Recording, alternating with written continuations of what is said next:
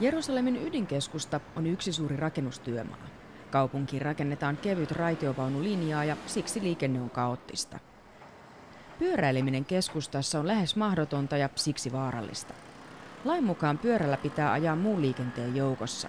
Jalkakäytävällä ajaminen on kielletty ja poliisi voi rangaistukseksi ottaa ilmat pois etupyörästä.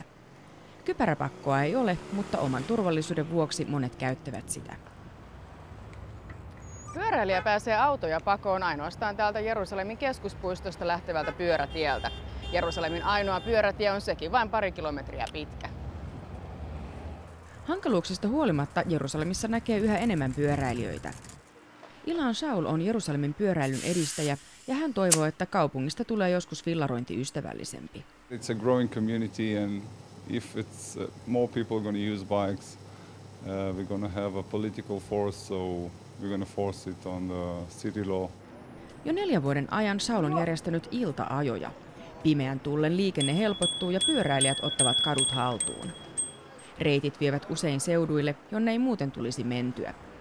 Kuten ultraortodoksi-juutalaisten asuinalueelle, jossa naiset eivät saa käyttää housuja, eikä miehille tulisi mieleenkään laittaa pyöräilysortseja päälle.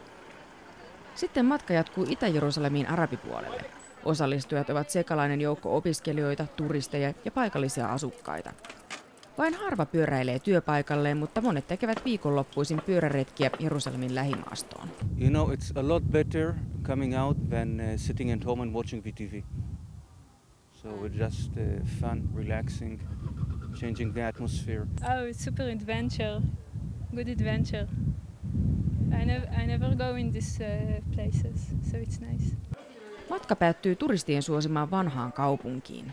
Päiväsaikaan siellä olisi täysin mahdotonta ajaa pyörällä.